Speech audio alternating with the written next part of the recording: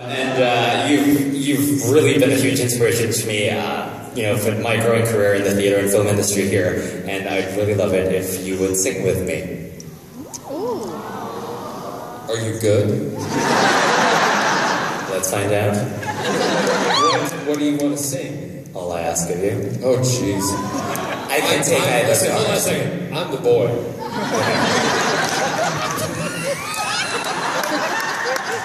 Except on a full moon Friday, then I can flip.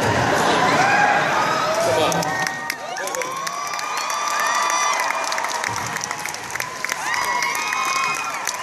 And I came prepared. Well, you better pick a good key, because the last person I sang with picked the wrong key. I am a bass, so it's... You're a bass? Well, I'm low. We'll figure it out. I've heard that before. It doesn't always work. Okay, you brought the words? Words. Good. Hurry up.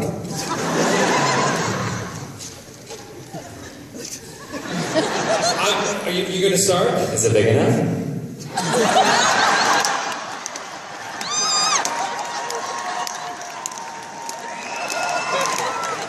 It can never be too big. The print. Alright, are you going to be wrong? Sure. Okay, yeah. Make a decision. Ready, go. Alright. No more talk of darkness. Forget these wide-eyed fears. I'm here. Nothing can harm you. My words will warm and calm you. Let me be your freedom. Let daylight dry your tears. I'm here with you, beside you, to guard you and to guide you. Then say you'll share with me every waking moment. Turn my head with talk of summertime. Say you need me with you now and always. Promise me that all you say is true. That's all I ask of you. Let me be. We don't need to do the whole song. I wanted to keep going.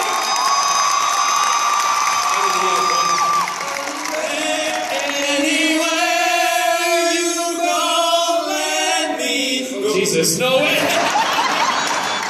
Yeah. Start again. You just sing. You sing the regular bit. Ready? Anywhere you go, let me go too. Love me, that's all I ask of you. I freaking love you. You're welcome. Now go take some lessons. So they can. I work in makeup. That was very good. Lovely. Next. Now, pull yourself together. You've been crying every time I see you. Even in the street. I drove past and I'm like, are you okay? She's like, right? Am I right? I know it's her. Speak, young lady. Speak, young Skywalker. Yes, mother, get away. The Force. Huge Star Wars fan, by the way. I got my picture taken with Chewbacca and a couple of stormtroopers. Stormtroopers said, you know, the voice modulator, do you like my outfit? I said, yeah, I got one at home, but I have a cutout. It's like Scott and I, someone said, do you have the Captain Jack coat? I said, of course I do. And we also have the Doctor Who coat. And sometimes on a Saturday, Scott and I played Doctor Who in Thornwood. How old are you? 13. Jesus Christ. Our mother's there? I know it's fine. Right, Mom? Gotta be okay! I love it how parents are like, or their children do, man. It's wonderful. I mean that in all the good sense. Yes, young lady. Hi. Hi! I just want to tell you first that you've really inspired me, and your great inspiration to me and all of my friends. Good.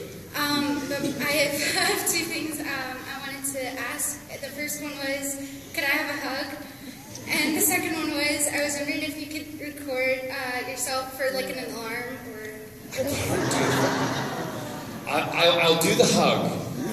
Oh, shut up. The reason I can't do the record, I have a rule about doing recordings because everybody always asks me, and if I do yours once, then I have to do everybody's who asks. And I've already told a whole bunch of people today that I can't, right? Yeah. Oh, you got my back.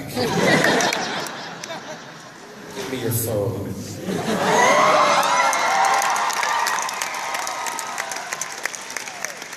Don't put this online, okay? And if you do, call me first because we'll sell it and I'll make you some money for college. I'm not giving you my number, no way. That happened before. Somebody, I donated some clothes to a charity and I forgot to take one of my dry cleaning tags off it.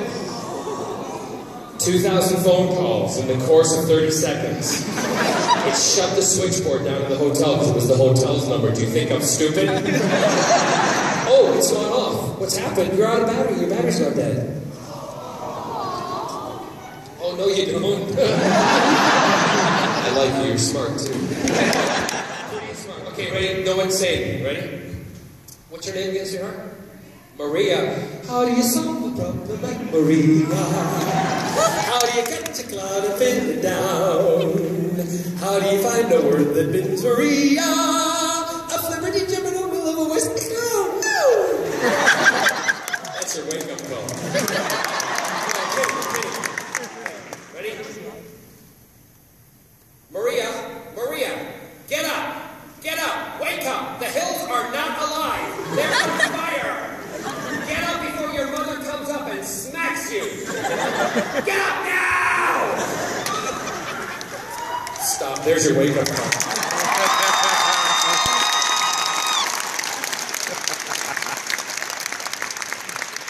Thank you. That's so sweet. You forgot my hug! What? You forgot my hug!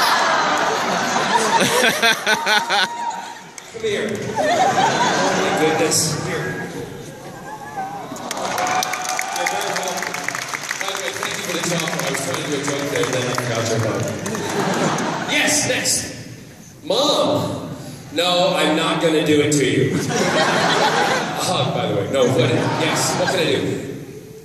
You already know her name. Yeah. You sang the one song. Yeah. Have you ever done West Side Story? I have. I didn't do the show West Side Story, but I did. This is another little fun. My life's all full of stories, I'll tell you. I did. I went to Austria. I hope I get the place right. I went to Austria at the, I want to say the Grandenplatz, and I did. I might be wrong, but it was the place. Set it up. Myself and Leia Salonga singing with the Austrian the symphony orchestra. Okay, doing West Side Story, and we are rehearsing, and we come to the Platz, which is like a big plaza, for those of you who haven't graduated school yet, and it's a beautiful building with columns and blah blah blah, and I did a little research on it, and it was one of the first places that Hitler made a speech. Hold on, there's a brilliant ending to this, because Leia, Filipino, or as all my Filipino friends say, you have to say Filipino. I grab her hand and I walk on stage and she says to me, "This is amazing, isn't it?" I said, "Yeah, look at us. Openly gay man and a Filipino standing right where Hitler stood, and we're telling him, because change can happen, and it has." And we sang and we did the whole concert and it was wonderful. We sang excerpts from it and it was good. Very difficult score to sing. Very difficult. Does that answer your question? No? Oh, Jesus. What is the question? I'm not going to sing it. First off, I want to thank you. You're welcome. This was my daughter's first convention. She was devastated when Karen had to cancel because she was sick. When she saw you, she broke down because she realized you were real.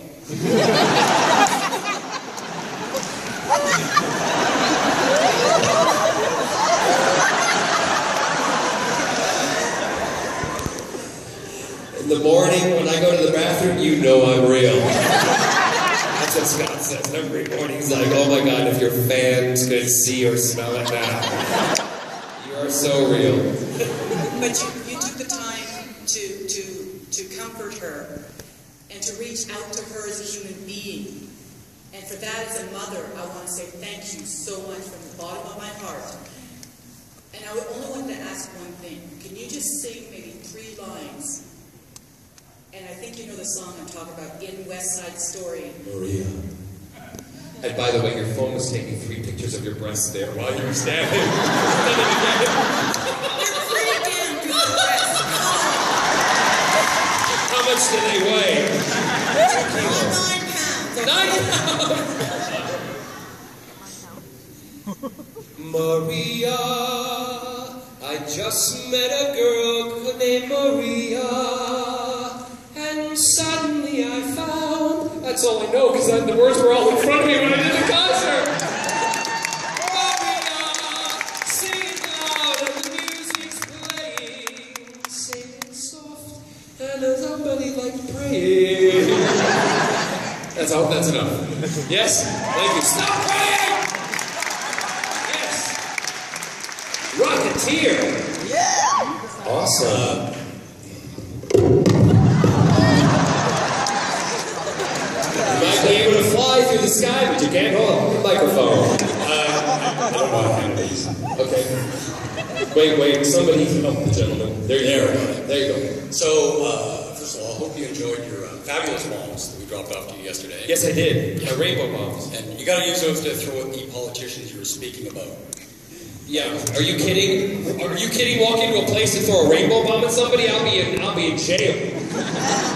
Not in Canada.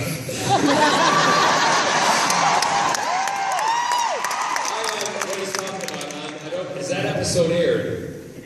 It has. Okay, sorry, talk about it. What are we asking him?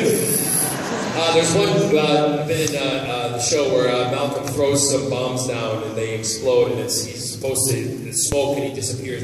Appears back up on a bit of a rock, you know, escaping from something, and they made me these bombs, and I said to the director, because they're like, what we want you to do is, Malcolm, you're going to throw them down, then you're going to disappear, and you're going to appear all like, you know, villainish up on top of the mountain. And I went, can I throw them down like Dora and Bewitched? I love playing with directors who are like really serious. He's like, what? I went, yeah, because in Bewitched she used to go,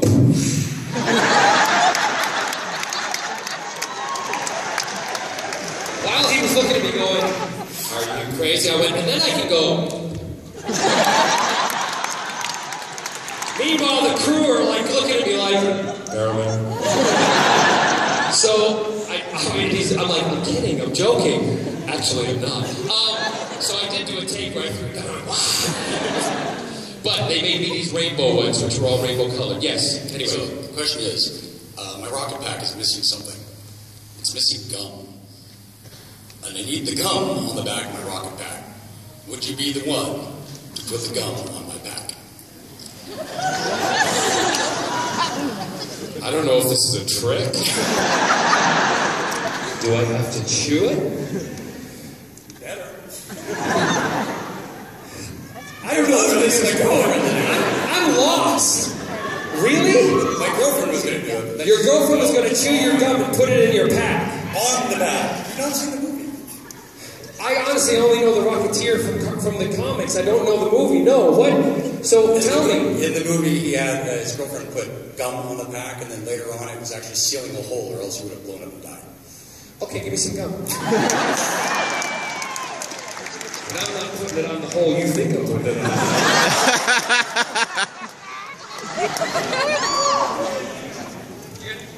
It's always safe to wear a helmet.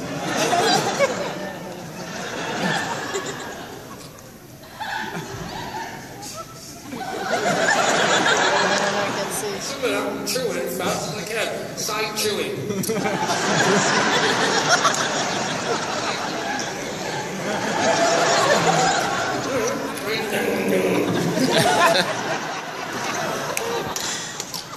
My God, this is a really tough gum. It's Trident. No. Where's your hole? I mean, no.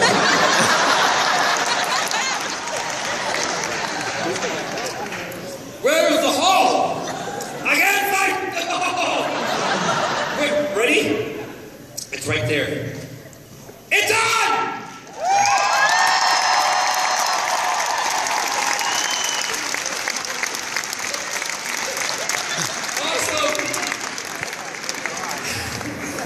He's probably the same age as me, but I love that he's 12. I love it. That's what I love about cons.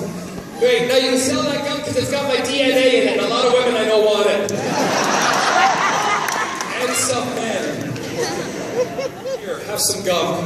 Yes, one lady.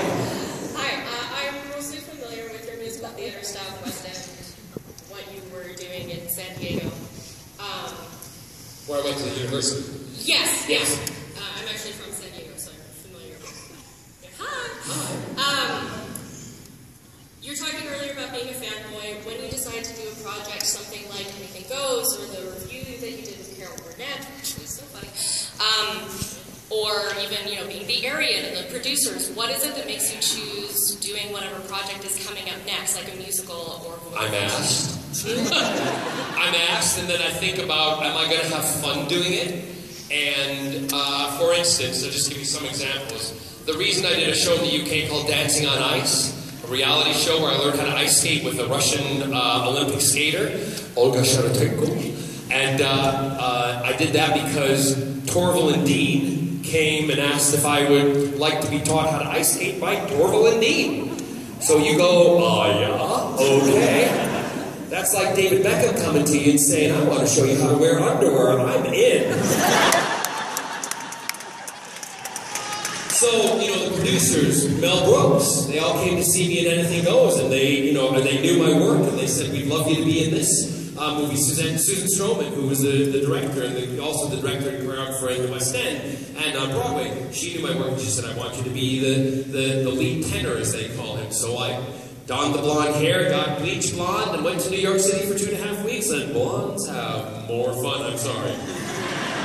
You get a lot of attention when you're a blonde. Yep. Particularly when you're naked. Anyway, never mind.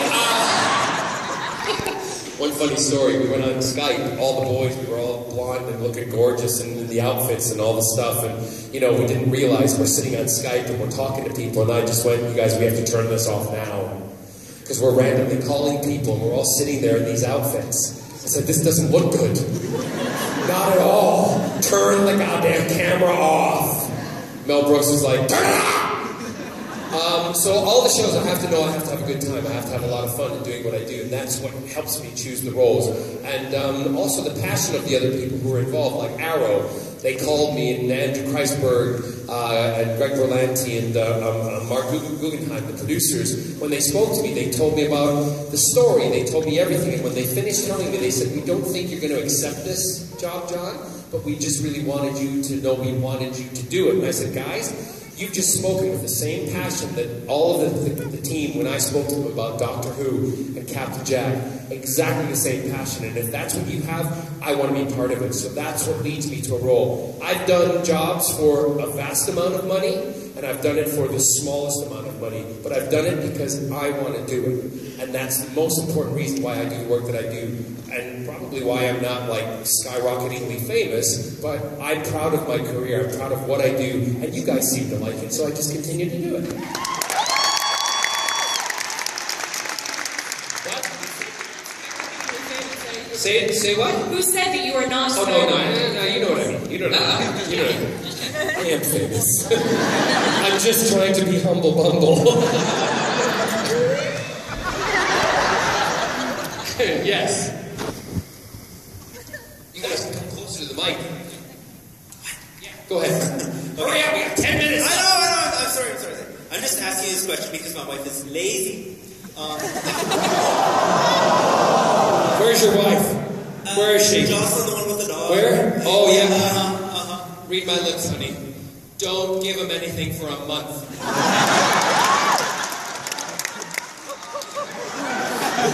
She could read lips in different languages, in different accents. She differentiated. She knew that I was Scottish when she watched me on television, didn't you? Yeah, this big smile. Yes, go ahead. Sorry, I'm giving her all the attention now. Nah, that's fine. I know deep down you like the women. I've actually made a big. That's why in the 50th Doctor, the anniversary, when we did that thing about, you know, us waiting to go to Cardiff, and I got in the car and I had a wife and kids. Because I used to always joke with them on set and say, guys, I'm just going to come out in my 50s that I'm actually straight. And all these women who let me touch their boobs and their bums and everything are going to be like, what? Well, her question is, what inspired you to become a supporter of Hearing Dogs UK and participate in the Day of Deafness? Well, I did it because I first of all love dogs, and then I also did it because one of the characters that my sister and I created in the very first character we ever created in our book, Hollow Earth series, we created a deaf character. And we decided that we wanted to put people in that book, the characters, that they had unique differences. But the differences were not looked down upon. Right? Mirroring life, right? We wanted them to be celebrated. And actually, Zach, the deaf character, is the most communicative character of all of them. And he communicates. You don't know he's deaf when you're reading the book. And that's exactly what we wanted. Because you're reading it, and then all of a sudden, in like, you know, a quarter way into the book, it's like, and then we say, and Zach signed, and you go, wait a minute, what? And you don't realize that he's deaf. And how wonderful, you know, would it be if we just, if life was like a book, and we had to read deep into it to find all the differences, rather than, you know, picking on them for people. Anyway, so Zach, and I got involved, you know, through that. All the shows I do in the UK, my pantomimes, my shows where I you know, we sing, I always have a signer for some of the shows, and we publicize those shows because, you know what, everybody loves entertainment, right? There you go. And that's why I did it. Thank you. You're welcome. Yes? Yeah, that works. Okay. If you had a time-traveling barbecue, what would you eat from... If I had what? A time-traveling barbecue. What would you eat from the past or present, or past or future, and why? Just keep it in fan fiction. What would I eat in the past? Well, I've probably eaten everything. I've tried everything. What would I eat in the past? I guess I might go back and... is this like a real life thing, or...? You could do it like when you were alive, or you could even go prehistoric, try dinosaurs. That's awful tough meat. I wouldn't go, see, but I wouldn't go back in time just to kill something to eat it, right? It would have to already be dead. So maybe I would go to in the alternate reality of The Walking Dead. Oh, come on, you've all thought about it. If you had to, and you could be a zombie, who would you eat? Right? You know what I'm talking about? How old are you? Not old enough. Thank you for your honesty. But I mean, like, who would you rip their arm off and eat, right? Who would you? See, you haven't even thought about the question. No, I think I would be a zombie, yes, and I would eat a human. Okay, call me bad, right?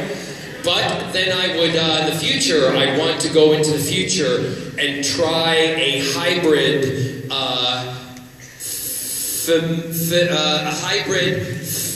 animal, like a fish animal.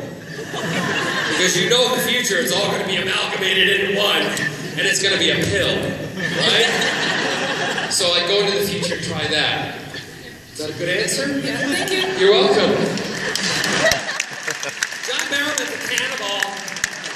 John Barrowman wants to eat other people. Well, that was a fantasy story. Yes. Hi. I met you yesterday, well, not yesterday, Friday, before you left for your photo shoot. I want to say I'm sorry for that, by the way.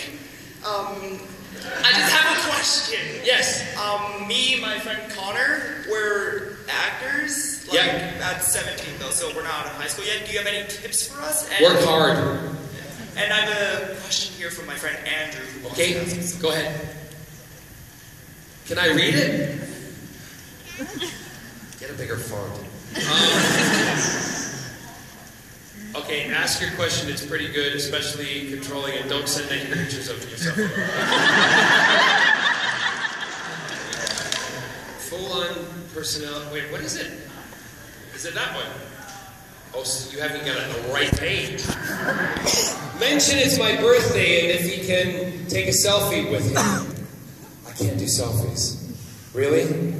Andrew, you should have come up and asked the question yourself. No, wait a minute. Where's the camera? Where? Yeah, I know it's there, but turn it around so I can see myself. I like to look at myself. You have an extra phone. It's blurry. What's the matter? Why are you shouting at me? I'm doing you a favor. Your phone's stupid. Oh, it's a smartphone, but... Right, is that the button? Yeah. I've not used push buttons. Wait a minute. Everybody wait. You're on a selfie, right? You need to clean that lens. That's amazing. It's all right. Yes! 5 minutes. All right, first of all, I want to say, if you're a Pokemon, I'd choose you. Anyways, now in San Diego Comic-Con, David Tennant kissed you. Now, I was wondering, did that spark a polygamous relationship between? How old are you? I'm legal. You're legal? Yes. I had an affair with him. Anyway. In my dreams. That's all I'm saying. Thanks for your question. There was a bromance going on. Yeah. Thank you. Yes? Okay, this was... I'm trying to speed question here. Okay, this was a big plot twist for all of us that I'm sure none of us will ever get over. But how did you feel when you found out that you were the face of Bo? Well, I was thrown by that myself, but I'll tell you very quickly, the bit where after Dave and I ran from trailer to trailer screaming at each other, you know, going, oh my God, face of Bo! All that stuff. I then had everybody around to have pizza the night the episode was being shown, and when we're watching the episode, I stood up just before it happened, and I walked over to the window, and I opened the window, and David said, what are you doing, man? What are you opening the window for? And I went, I'm waiting to hear the nation's jaw drop. It was the most awesome time ever. You know, when I was in the Beauchene Peninsula, they used to call me the face of Bo. What? Thank you. Yes, Sumo. Yeah, Honda. Huh? I was wondering if you could fart in my mouth and prove it.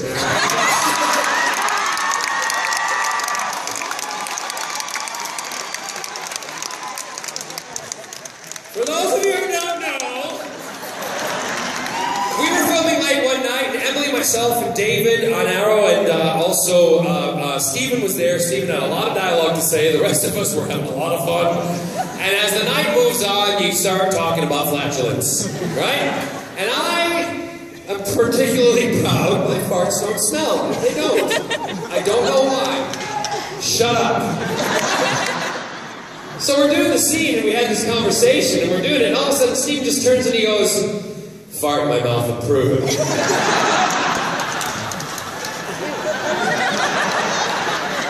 It's not really what I wanted to hear coming out of his mouth, but it's close enough.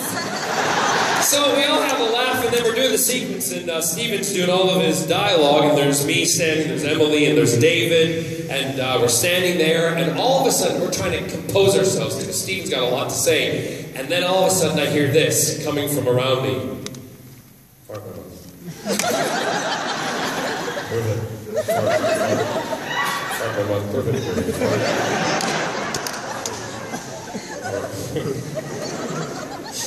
Fart my mouth. We have to say fart my mouth.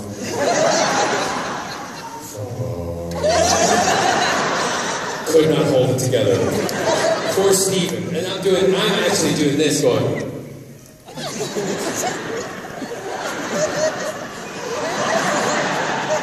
So that's where it comes from. Actually, I was wondering... I'm not farting in your mouth. Even if you are illegal. Yeah, I'm 30, man. It's all good. I was wondering, you've been talking about, like, alpacas and a lot of big ladies and stuff like that. I was wondering if you've alpacaed a big dude before and if you'd be willing to do it for everyone. Come here. 4 pounds. Come here.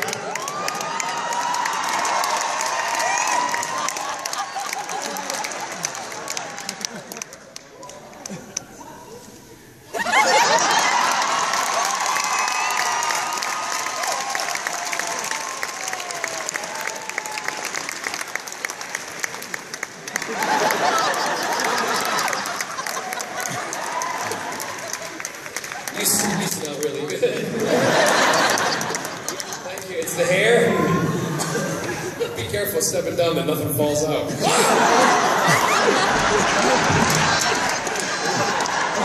Quickly. I feel bad. Patricia, did you want to ask a question too? Patricia's she does all the archery stuff on Arrow. Give her a big...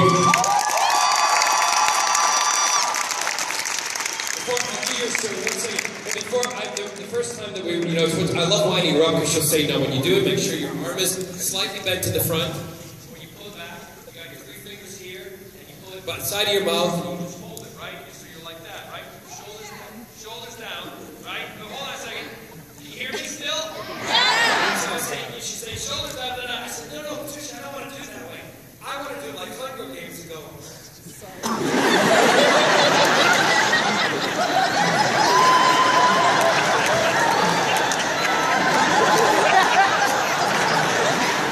And she looked, just getting to know me, she went, no. I love my lesbian Patricia. Yes, sweet sir. Earlier you said you always remember your first, and my first actually was Animals at Work. Oh. Love it. It's on in the mornings. I know, it's great. It's great. My question is Malcolm Merlin has been sort of kept and constrained within the Arrow universe. Yep. Is there going to be a chance where we'll see some Merlin magic in Flash, or that other show that no one seems to be telling us the title of?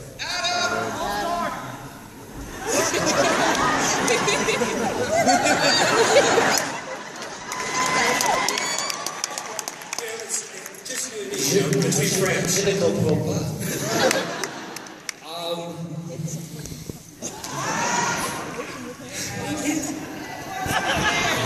Would you like it? All I would say. But, no, I'm not going to tell you. No, I wouldn't tell you any secrets, but all I'll say is coming up to the final episode, if you're into Arrow, watch. It's going to be one of those moments again. I'm going to walk to the window and go, I'm just listening to the world. Their jaw drop, because you're not going to believe what's going to happen. Seriously. Thank you. Everybody, that's the time up. I just want to say, again, thank you very much. You make my life awesome. I totally appreciate you, and thank you.